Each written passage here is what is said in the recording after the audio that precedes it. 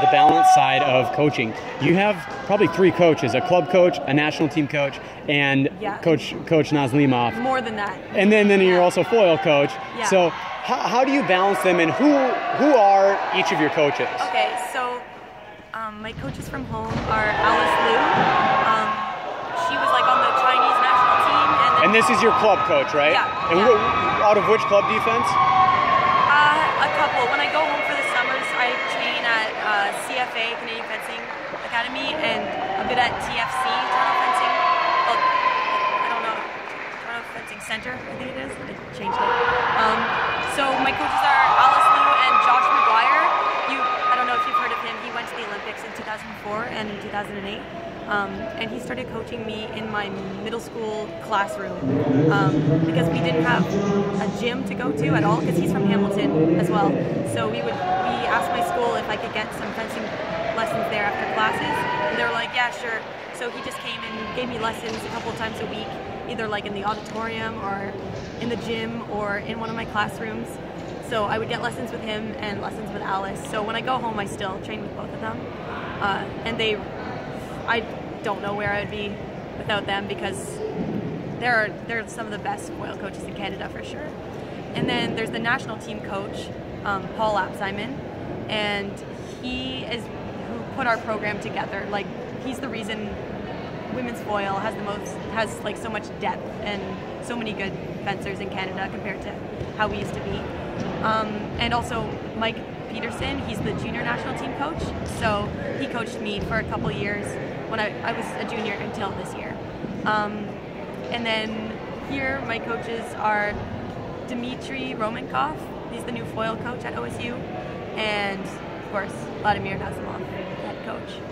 So balancing a lot there with the coaches. How do you align all of them to ensure that you're not getting mixed messages and that your pursuits are focused on achieving your goals, be it in the NCAA or at the senior level? Well, I haven't had too much trouble like getting lessons from different coaches. You just have to take them like you're fencing a different person, kind of.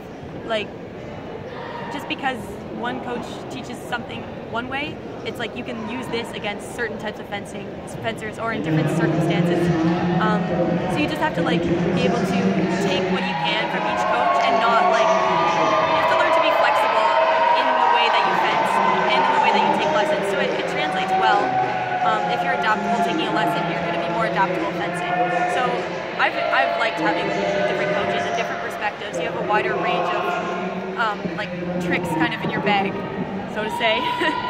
And for my goals, that has been really, really difficult, because I couldn't tell if I was going to take a red shirt and not fence NCAA this year, but I just didn't see that as an option, because I know Coach really wanted us to do well this year, and I felt like I should, for the team, fence NCAAs too. Yeah, with that kind of potential, if you will, for conflicting interests, be NCAA title and Olympic berth. How you mentioned transitioning and adaptability. How does the NCAA circuit help you as someone transitioning from juniors into transitioning to seniors and ultimately making a career out of fencing? NCAAs has helped me so much, because I used to be really, really, really bad at pool bouts. Really bad. That was my biggest weakness. Sometimes I would go into a tournament, I would go like 2 and 4 or something in pools, and then end up winning the competition. But I gave myself a way harder route than I needed to. So that sucked, and I got a lot better at at pools like this year, especially at Senior World Cups.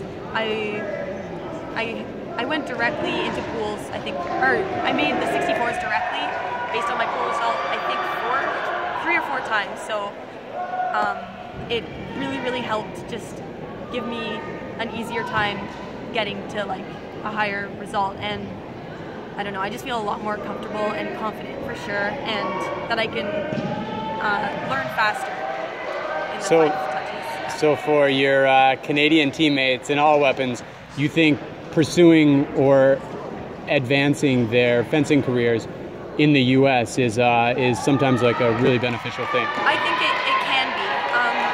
It really depends if you pick a school that has a coach that will support you to go to all these tournaments and that understands that there are things beyond NCAAs that are really important as well. And if they understand your personal goals and want to help you to achieve all your different goals across all the domains, kind of, it will really help. Really help. It just depends on the school and the coach at that school. Well, you've been a great example of that, coming away with the title here this weekend and working towards one in August. Yep, I'm really looking forward to that. All right, congrats again, Eleanor.